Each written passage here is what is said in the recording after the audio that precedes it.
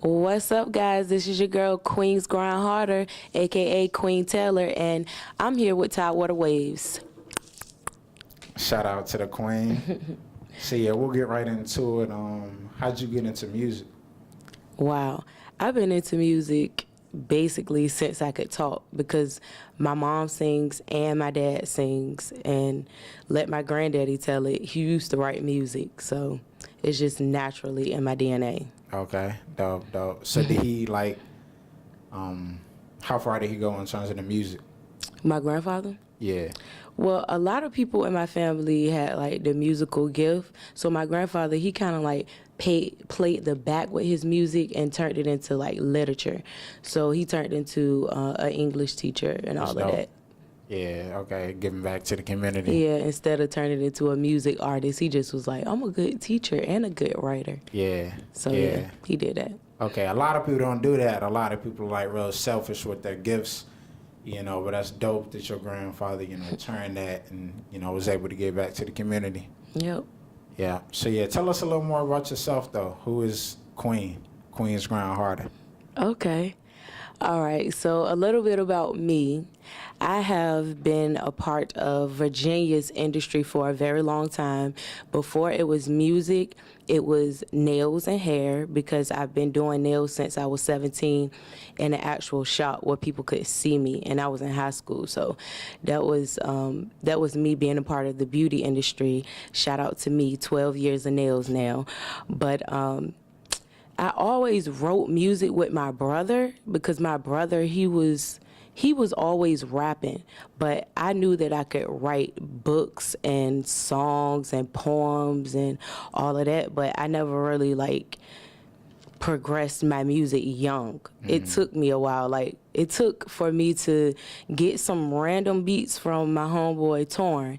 He gave me a CD back in the day of some random beats, and my brother and I just started writing to him, and I was like, dang, I can rap. Yeah. But I still didn't care. Right. It probably took me to my early 20s, 22 or 23, to really be like, I should rap. Yeah. Because I'm really good at it. I'm good at creating messages through 16 bars. And I'm good at making hooks. Gift. Exactly. Yeah. Just a good writer all around. So right. I was like, if I could write and then actually deliver it, then I'll be good. And when I heard my delivery from my first song that I made, shout out to Pedro, he produced it, Diamonds and Girls, I was like, dang, I might be a rapper too. Yeah. On top of singing already, but rapping was just no pressure. I don't have to hit the right notes.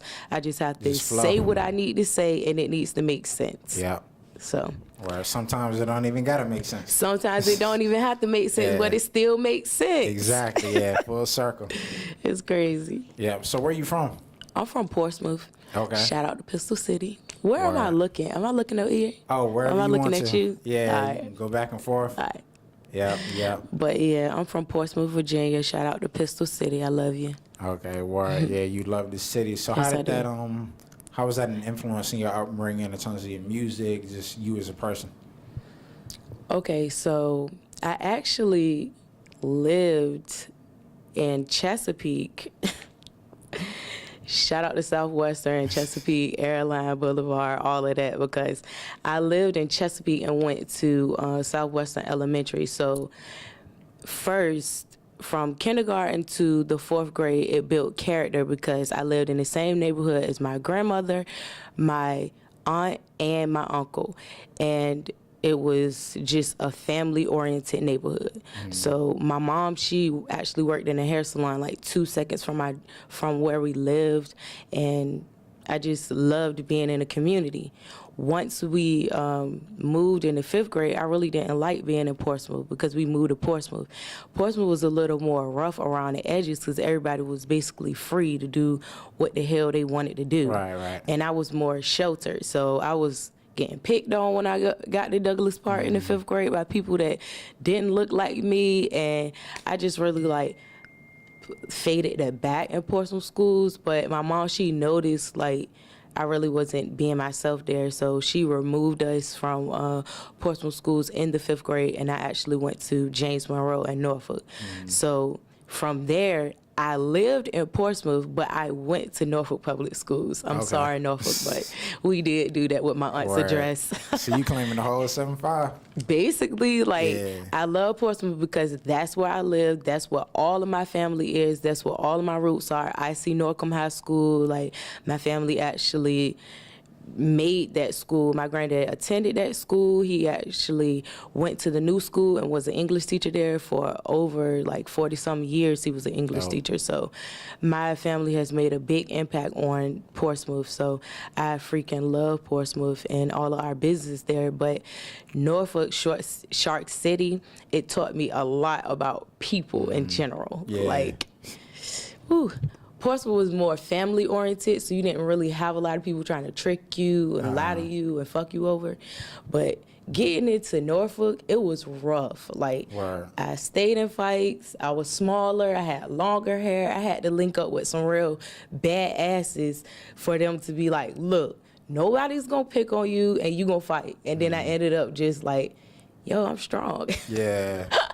Nobody can pick on me for real because I'm not a punk. I'm just not used to that type of negative attention. Yes. So I didn't necessarily know how to always have to buck back, but I did because naturally I'm the only person that looks like this in my family. So I can buck back. Somebody just had to tell me and get it out of me. So I got the good soft side of me, and then I got the rough side of me because I had to be like that. Yeah, it's the perfect combination. True. Right. So what did Norfolk teach you about people? What is it? Well, Norfolk, okay, I can't say all bad things about Norfolk teaching me about people because I met PBK in Norfolk, and that's Pink and Black Killers. Those are my girlfriends. They're still my friends to this day. They're actually the people that linked up with me and was like, look, I think you can fight, or I think you need to start protecting yourself. Nobody's gonna mess with you. So they taught me how to basically be more confident and stand up for myself. But the guys in Norfolk, they shady. They taught me nothing.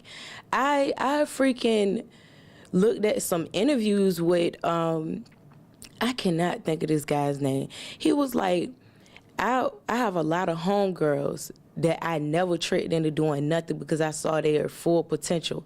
And I knew that if I hurt them young, they couldn't make it and beat anybody older. So basically what I learned is the guys really must have didn't have love from their moms because they didn't naturally love. Right. They had to pretend and be something that they were not, or offend and hurt, and that's not it. Because me being such a nice person, I don't hold those things against anybody. I can still speak to those same people that I know deliberately trick me into being something that I wasn't, or tricking me into something that I shouldn't have never been involved in. But me having that balance and growing up, it let me see those people just misguided. They might still be misguided, or they might have come around and been like, yo, you're a good person and I'm sorry. Yeah. Shout out to those people that have done that, because they have done that. I'm a full-blown adult now where I've seen people that have done things to me and they will pull me to the side and you are killing it. I love you, or my bad, or it's just life take its toll. That's why you don't treat people bad. You never know who the next person might be. That's why you're supposed to smile and wave at everybody and give them the opportunity, because you just never know who you're mistreating. You never know. Word.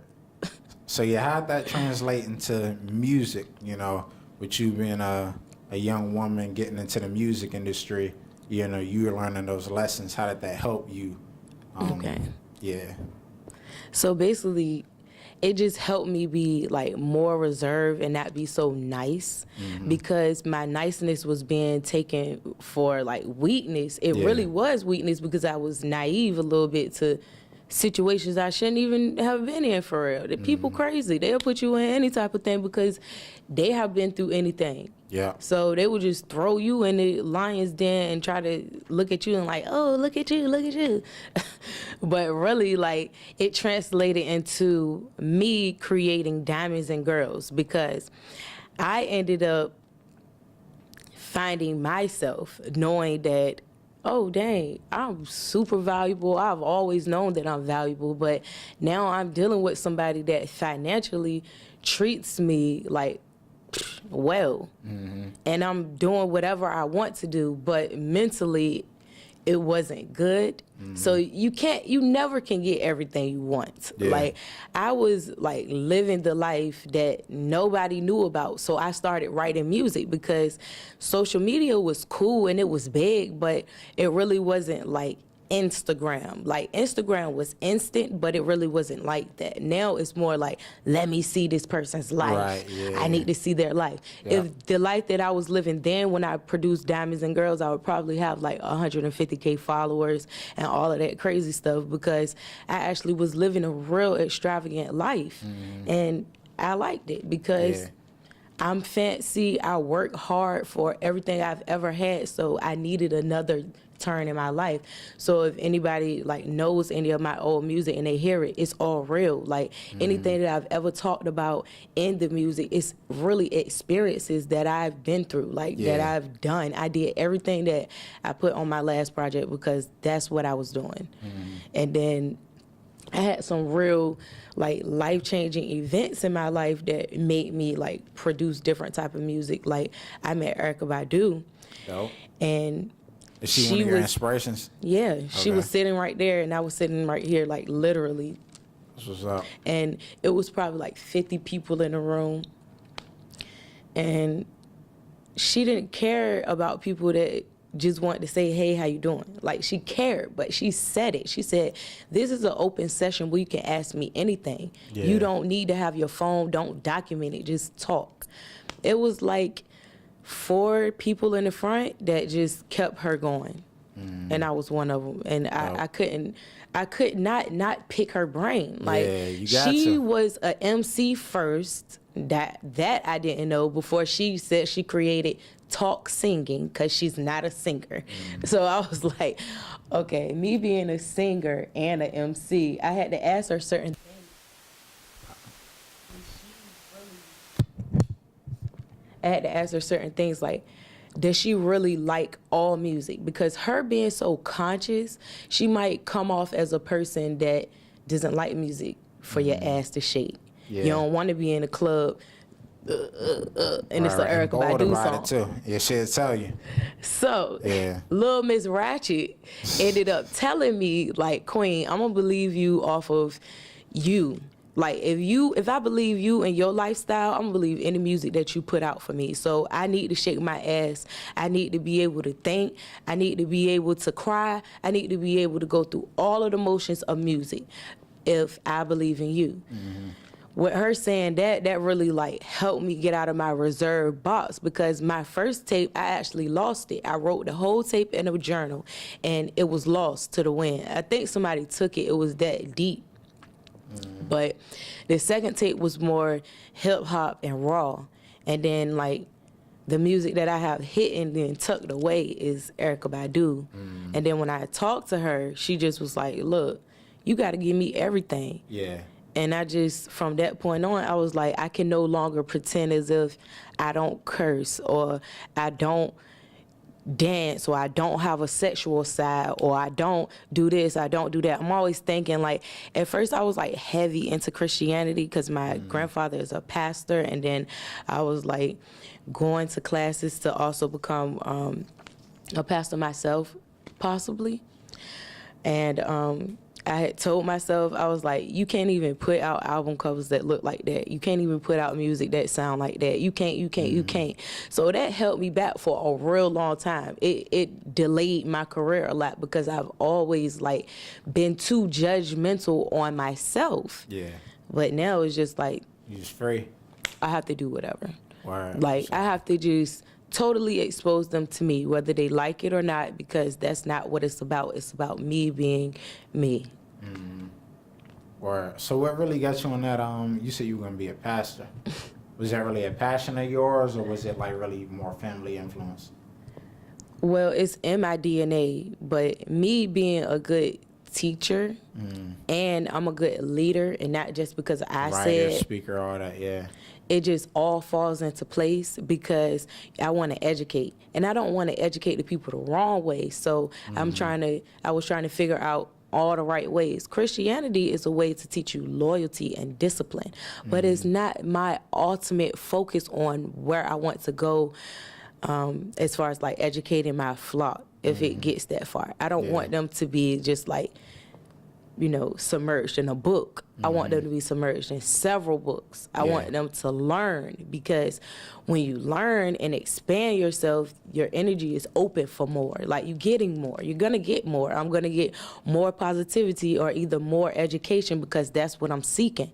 When you just subjecting yourself to like one document, one book, you can't win like that, especially when you're the type of person that's against everything else. Like, you can be a Christian and be loyal and have discipline, but also know that it does not end there. Yeah. Because it's no way it was just one prophet. Look at all these different places that we have to travel with passports, or we can't get to by boat or by plane. We have to take 24 hours, 48 hours, whatever it is to get there. That means that it was prophets everywhere. So we cannot just rule someone else out. And that's something that I was struggling with when I was actually learning, because I was learning, I was gathering, I was teaching, but I also was missing something. Because it's like, okay, what don't you know? Because my mom and my stepfather, he's my father, but he's not my biological father, we practiced Islam growing up. And with us practicing Islam, that opened me up to want to learn a lot. Like, I wore a red turban with a more science stipple pen. I didn't change my last name, but we were nationalized, and my last name became Bey, B-E-Y. A lot of people get that confused with like Beyonce's Bey. So that's why sometimes I drop little hashtags Queen to Bey. tell people, that I'm not trying to be Queen Bee. Yeah. Like, it's really Bey, because we were nationalized, and I do know that side had of it things. first? I did. Right. I'm sorry, Beyonce, I love you, but I did have it first. But yeah, true. So yeah, didn't get to see that side. Smooth. So yeah, I appreciate the lesson. I learned a lot. I appreciate you just kind of taking the mic and then just going off. That's what the people need. Hear more about, the inside of your brain, kind of pick your brain. See, we get into like, what was your first introduction? I know you said you started a long time ago into music. Like, what was the moment that really just got you like, I gotta do this? So, me and my old best friend, his name is Torn. Shout out to Torn. He makes beats. He does just about everything with production. But he used to pull up on me all the time with his keyboard and his boombox. So his keyboard, he just used to freestyle and play anything. And he used to be like, just do it, dog, do it. Say anything, sing anything, just do it. Fix it later. Yes. Yeah. So we basically, our jam sessions is what gave me that confidence and that drive, because I knew I was nice. Like, it took a long time for him and I to just jam out. He used to come to my dad's shop and just go. We talked about music for hours. Come to my house, his van, anywhere. He had his keyboard, he had his boombox, and I just used to go. And then finally, he was like, yo, you need to get on one of Brian Beats, that's Pay Taylor. He was like, he got a real nice beat called Diamonds and Girls, and I think it's time for you to just go ahead and make a song. Oh. Because I had made like 2 R&B songs with the guy, High Def. Shout out to High Def. He lives in LA now. Okay. But I had made 2 R&B songs with him, but I really wasn't like confident enough yet. But Torn influenced me to do that rap song, and then I wrote it in New York City And as I was sitting there, my friend in New York City, she just was like, yo, this song is sweet. Were you living there, or are you No, I was visiting? just frequenting there a lot. Okay. So she was like, yo, this song is sweet. Like, she just kept hearing the beat, and she gave me a private room at her house when I visited, so she wasn't in there. And she just came in, and she was like, what you doing? I said, I'm writing a song. And I was like, listen to it. So I started rapping it, and she was like, this song is sweet. This song is sweet. Wow. Like, I was like, okay, that is a sign, because my friend, she's older than me. So you want somebody older than you to think that, yeah, this is hip hop. Yeah. And then you let somebody on your level or younger than you hear it, and they like, that's you? So then you're like, yeah, that's me, so I have to do this. Word. Yeah, I feel like that's important. You know, it's a lot of, what's the word I'm looking for? Like the combination between the older and the younger. You know, you really don't need the older generation to rock with you like that, because it's like really the younger generation carrying it. It's like that validation matters. It really does. The younger generation, like, they have the audience. So you really have to appeal to them, so it's a nice balance. Mm-hmm. Yeah. So my rubber band is still moving. I'm sorry. Oh, no, we can't notice.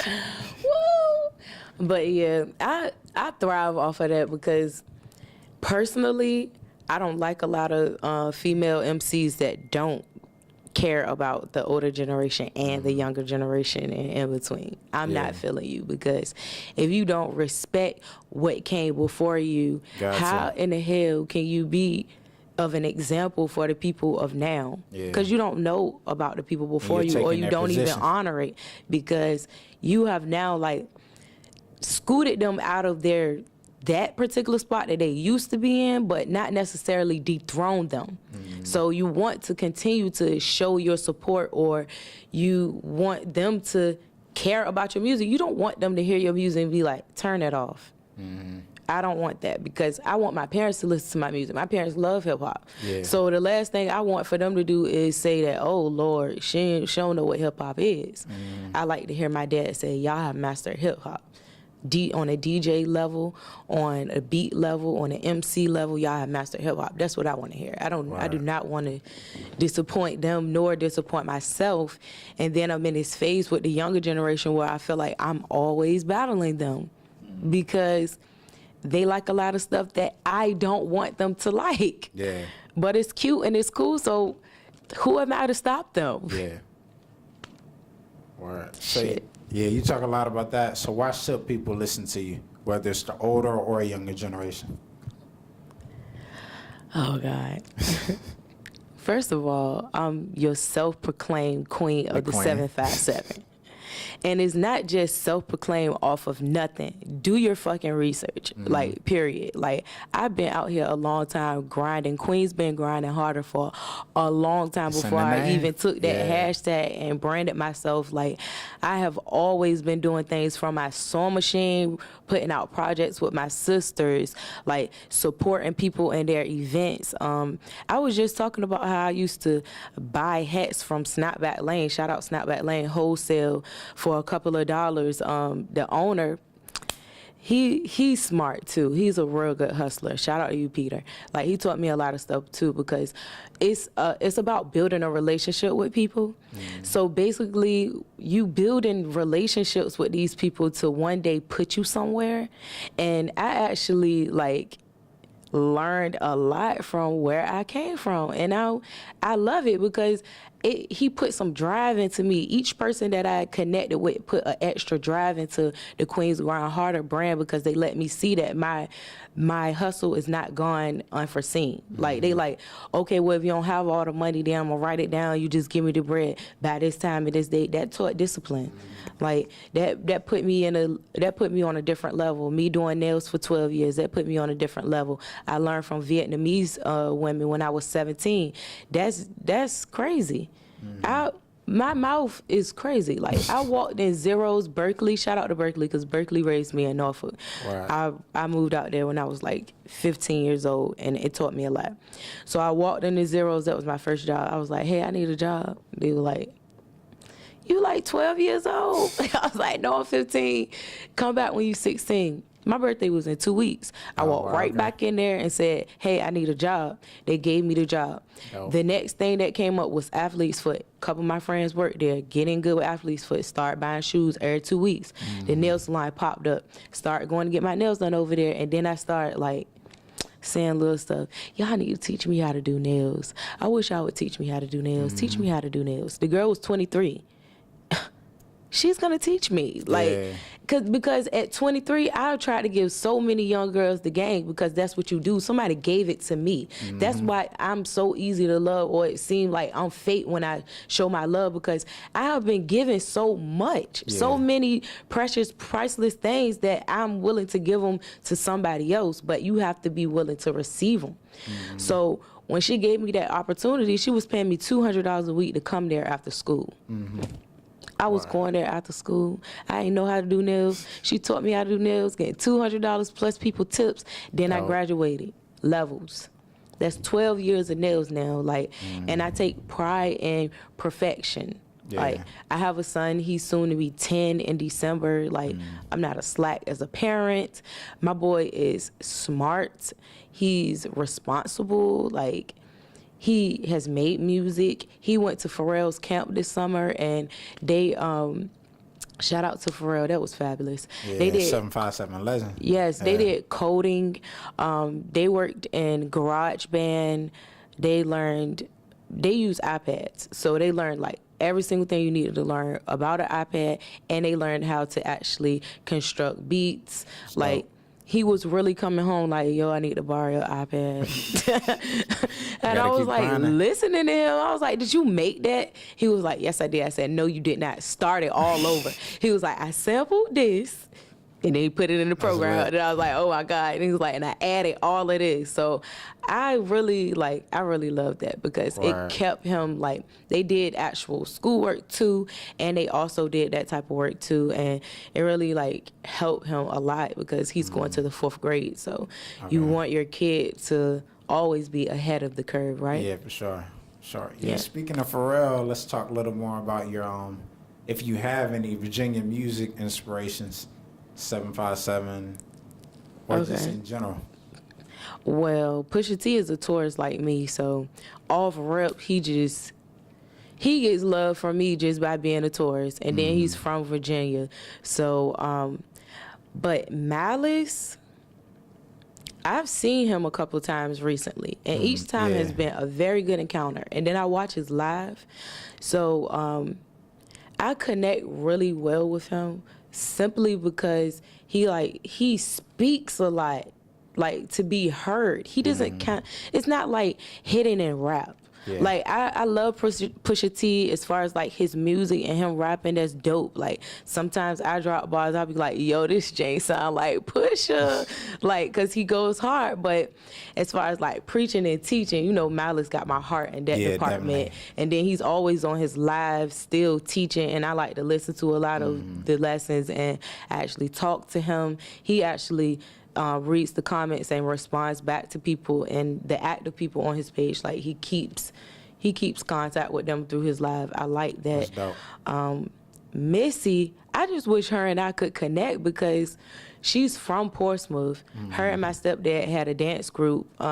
She was a rapper, and my stepdad and his best friend, my Uncle John, they danced, and they were dope as hell, like legends of Portsmouth.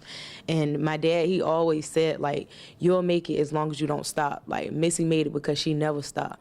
And I heard him my whole life. He wants us to connect, but I know it's just like, she's so far in the industry, and when she comes, she's going to like discreet places, and I don't really think my family understood the severity of them connecting certain dots, because my grandfather used to tell me, like, yeah, I know that person, or yeah, this person, Missy, used to stay at our house, my uncles and them. She used to stay over here. They used to hang out. We still see her. And I became angered, honestly. You didn't keep the that day contact? that my grandfather passed was in January, and we were sitting around, And I feel like I haven't done a lot of stuff and I didn't show him because he kept begging me all last year. He just was like, baby, when you gonna be on the awards? When I'm gonna start seeing this this music money? I need $1 million. I need this. Like, he was joking, but he was serious because I've been putting in work a long time. And he actually saw people like Missy go from Wilson High School to being on television. Like, he actually saw Pharrell. He saw them progress into the people that they are today. Yes. So him being my grandfather and knowing my talent, he just wanted me to be somewhere that, I'm not going to say it's not accessible here in Virginia, but I feel like the people in Virginia don't understand how good it is to connect and how much bigger we would be if we all just connected. Yeah. Like, So yeah, we're gonna get into that in a minute in terms of the collaborations out here, but I want you to talk a little bit more about your 12 years and now. What's that? Okay. So I have a 12 years of nail class coming out. I have dates. Follow me, QueensGrindHarder and Queen's Treasure on all social media. Queen's Treasures is actually my nail page and my hair page, but I have a class coming out. It's a 2-day course. It's October 20th and the 21st, and we're actually doing my 12 years of learning in 2 days, and it's only $500. Like, if you believe in yourself and nails is your thing and it's your niche and you actually can see yourself doing it, you can be financially set from nails. People always ask me, what do you do? I do everything. Like, I have been doing nails for 12 years, hair too, cars. Yes, I sell cars, like property management. But on top of those things, like, cars sell when they sell. Property management is first through the fifth, collecting rent. But nails financially is what I live off of. Like, me being a nail tech of 12 years, me knowing the products to use, me being sociable and personable and loving what I do, I make a lot of money from nails. Like, it is days that one client can pay $100. One client. Right. So in a week, I just actually saw a post from another successful nail tech that's not in this area. He said that he wants to teach people how to make $2,000 a week from doing nails. Well, my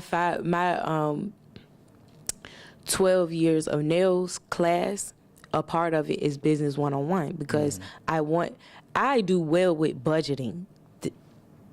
Tell y'all one thing about me. I'm very frugal and I do save and I do budget. That is a big thing with me. Like, I save a certain amount daily.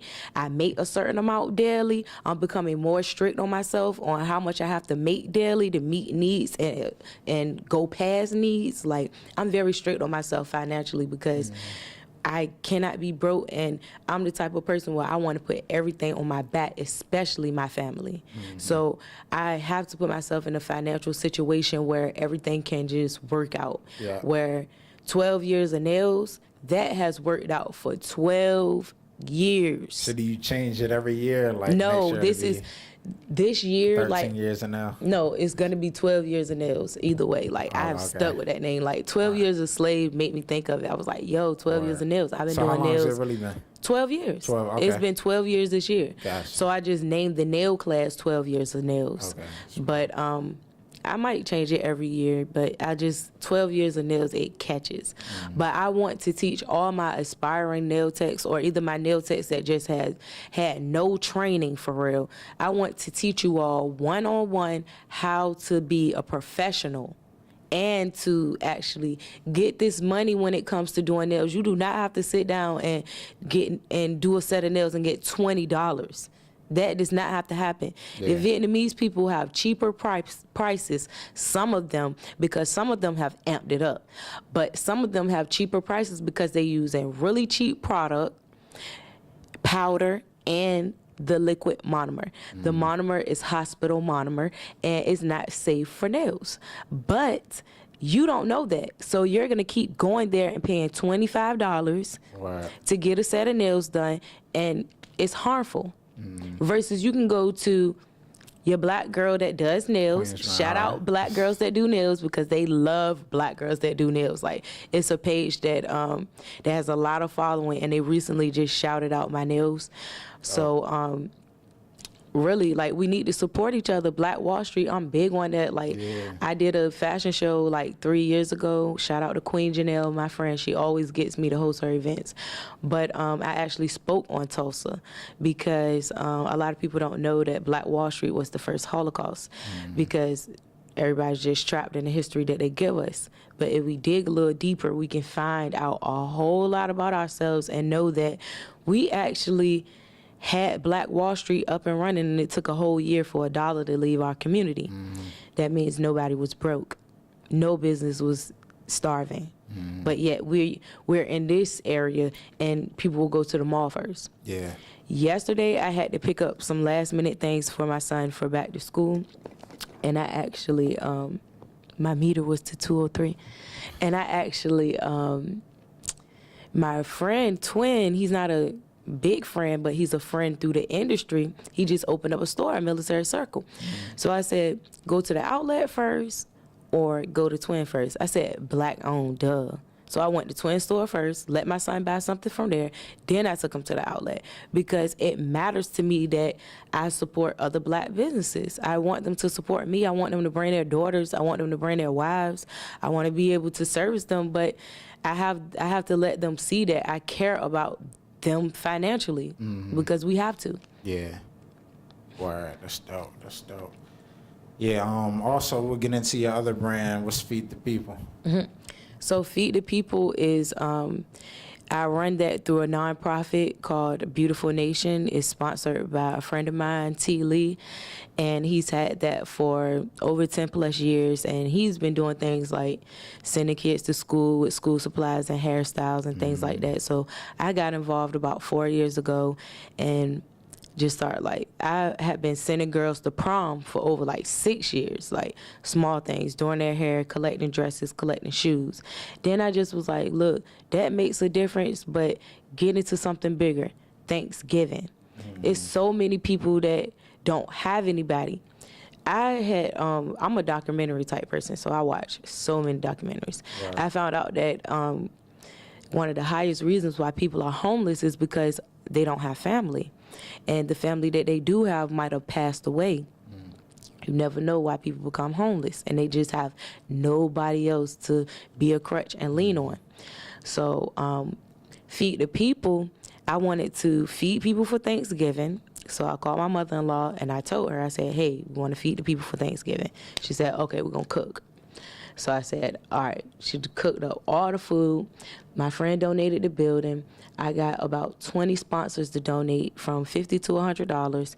I bought bulk of deodorant, toothpaste, toothbrushes, soap, bags, bagged them up, kid bags, man bags, women bags. I did it all because I didn't want just a woman or a man to get the same bag. I wanted them to know I cared about them differently. Yeah. So we prepared the bags, we prepared tables. My friend came out and actually helped me do the tables, and we had music going.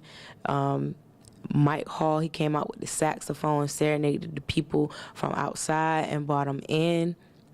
It was amazing, man. I'm telling you, it felt so good to see all those people come in and actually think that it was not real. Like, they knew it was real because it was before their eyes, but they still didn't think it was real. It was candles lit. It was food. They had to sit down. I served them. It wasn't an assembly line. It was nothing like that. Right. So they were just like, this is amazing. Can I come back? I said, yeah, go get some people and come back. Smart. We had over 300 people that we fed in 2 different spurts. Wow. Like, it never was 300 people sitting down at one time, but we fed over 300 people that day from that building. Wow. And I had volunteers. Shout out to all the volunteers. Shout out to all the sponsors. It was amazing. Like, I can't wait to get them to sponsor again this year. I can't wait to get new sponsors. I do have new sponsors already because this is going to be bigger than me just having a nonprofit and me feeding the people. I actually want to have a facility where people can actually come and get a shower, get their hair done, get new clothes, get their clothes washed if they're good enough, go eat, go chill out for a second. I want to do a lot of things. Like, we have a family home, and I see it as a place where battered women can go and learn how to regroup, but take care of veterans. Like, it's just all about taking care of our people, because I have a big thing with segregation. I feel like once we segregated, we messed it all up.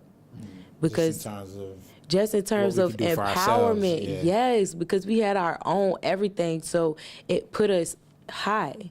But once we and it made a lot of people complacent. Once we intertwined, it made us be like the less dominant, when really we are the most dominant. But we can't tell, because that's not my history book. We had to get rid of our history books when we went that way. So our history books is not being implemented in the school. We getting this bit of history. So with us doing that, we really like dumbed down all of our generations. It's a lot of stuff we didn't know, and a lot of stuff we still don't know because they're not saying it. I learned that my great-grandmother was like one of the first black female aviators, this. Wow, okay. At her funeral this Congrats year. to her, yeah. Like, rest in peace. Yes, rest in peace to my grandmother, but my grandmother lived a long, strong life. Like, listening to everybody before me, listening to their stories, I know I have to be great. Like, my grandfather's mother's name was Queen, and his sister name is Queenie. Like, Word. I have to take... It meant to be? Yeah, I have to take what is mine for real, because... I have to. Like, everybody thinks it's popcorn, but it's not. I'm not looking for no 5-minute success, 3 minutes. Like, I'm looking for longevity.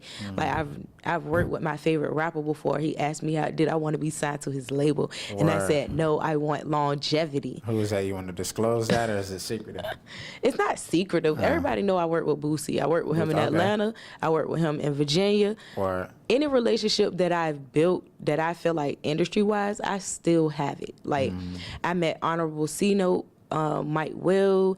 I used to be with Bankroll Fresh a lot because Atlanta is this big. R.I.P. them. Yes, R.I.P. to Bankroll. I did that Mike Will video, Someone to Love, and it was just everybody on set. Like 2 Chainz, Cat One, Mike Will. Like, everybody was like, who is this girl? She is a boss. Word. Where is she from?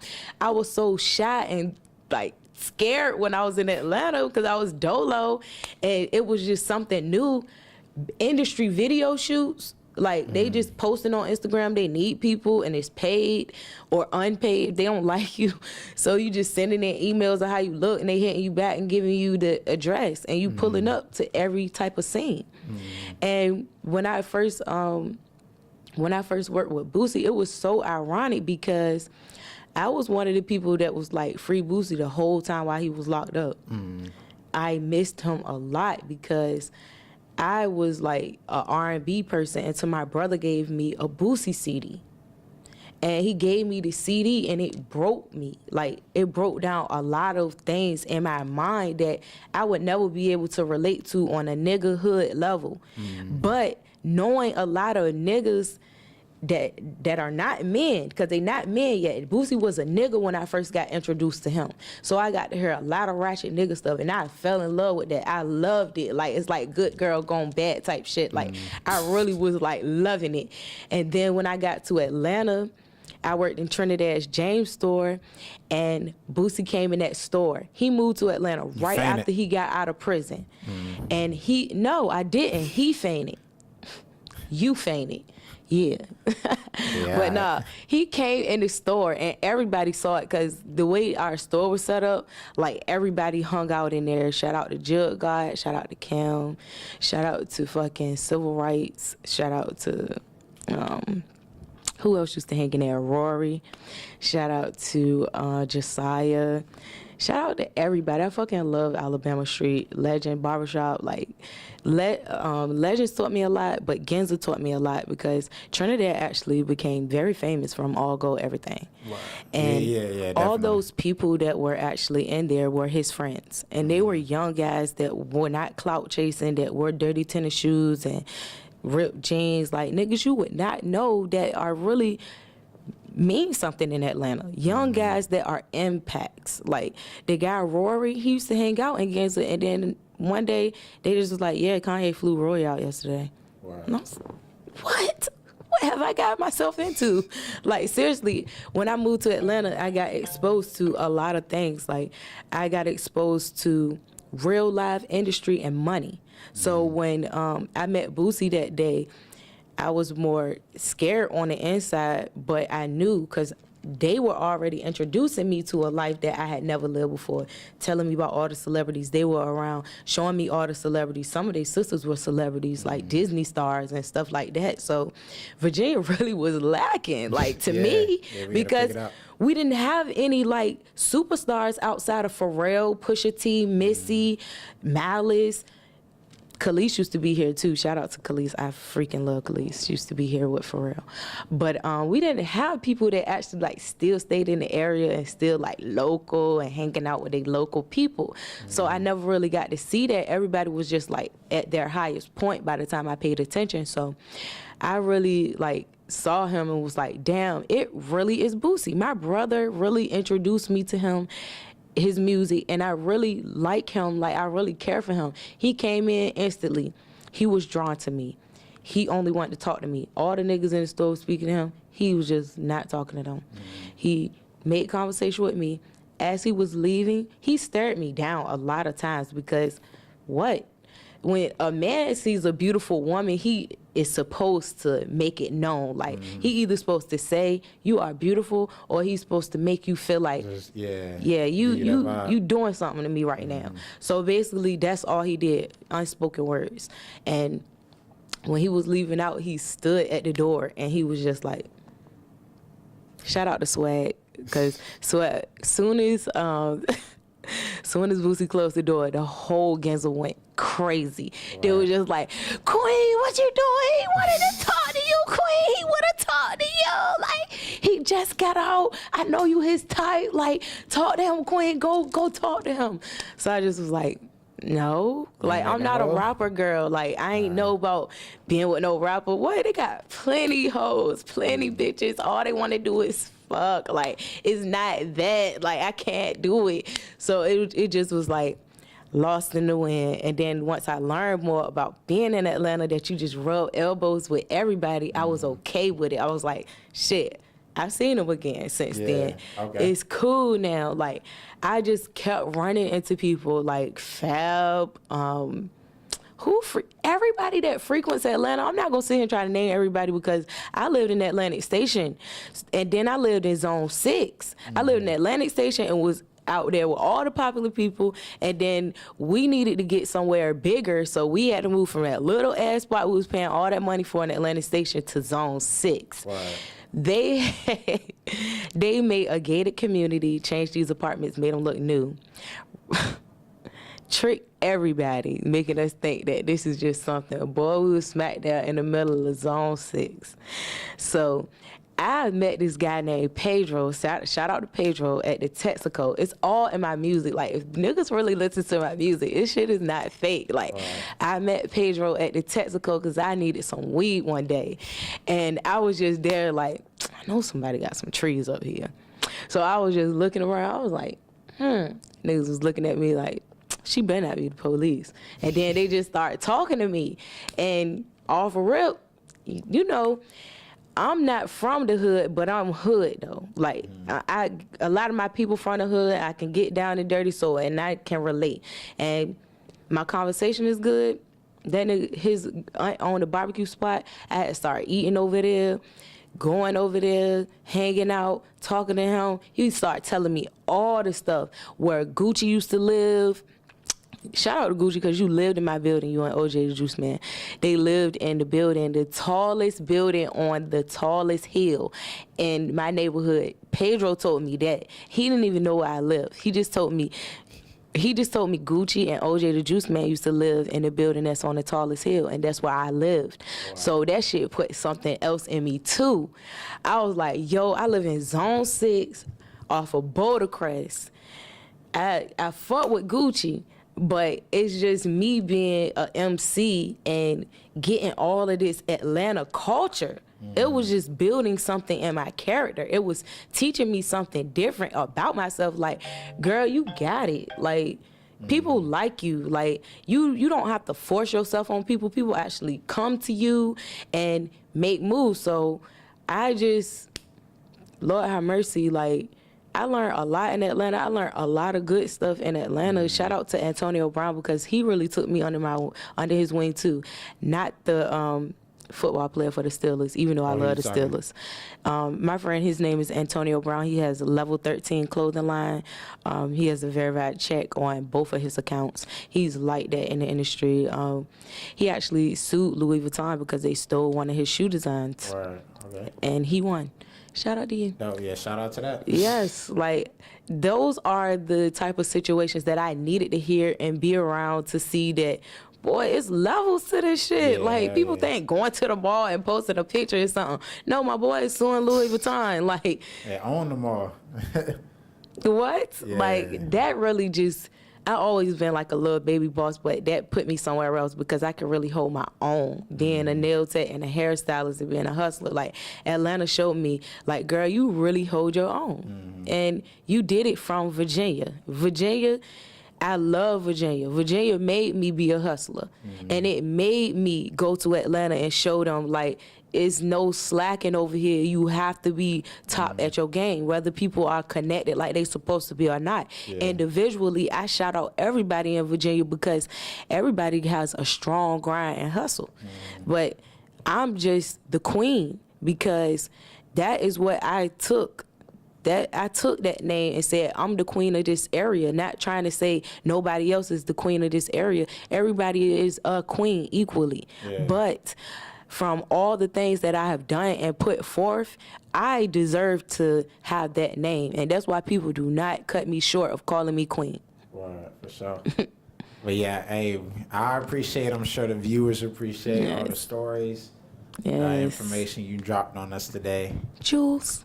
Yeah. But yeah, we can go ahead and end it off there. We definitely need a part 2. Yes, we do. Yeah, for sure. I got a lot to say. Yeah. I look so good on this camera, y'all. I'm telling y'all. Yeah, the lighting is perfect. Yes. It's so crazy because I'm getting ready to start my show back up. So I'm going to need some help. I tried to start a music show here, like a 106 in Park. We're going to do it on Waves then. Thank you. Sounds good. So, yeah, I was wanting to do that with all the artists, but I don't think they saw how serious I was. Like, I went to Atlanta and was on the red carpet my first event. Word, dope. I was getting paid. They paid for all wardrobe, and they paid for me to sing and practice for 2 months for this event. They were paying me to host events. They paid for me, my services. Like, so I didn't look at it like it wasn't a business and we couldn't grow. I looked at it like, shoot, we all need to link up. Because the people that's supposed to pay you, like your friends and stuff, the people you think supposed to pay you in this type of field, they not the ones. Those are the people that you get the exposure through. Right. The people that's supposed to pay you are the big companies. So that's why my friend Antonio, he basically showed me that. Yeah, put like, you on game. Yes, he showed me that. Like, he really showed me, like, look, here's the money. But you're getting this money because you are this talented and you deserve it and you work hard. So I was like, yo, he's giving me this money, but you know why he has this money? Because of all the business that he does. Not because he's going to his personal bank account and just giving me money because he can, which he probably was, but your personal bank account is off of what? The business that you've done. So shout out to everybody that's just, like, taught me with a good heart, because I really care and I really took heed to it. Like, I'm a strong person, but I'm a weeping prophet. So I can get, you know, I can break down sometimes. But yeah, shout out to Tidewater Waves. We got something big on the way. For sure. Yeah, right the way. Yes. See, anything else you want to plug before we end it? So many times I had this dream. I woke up in cold sweats on a fiend ride. Immaculate power upward and queen by the triple I color green light. See y'all later. Yeah, shout out to the queen. We out.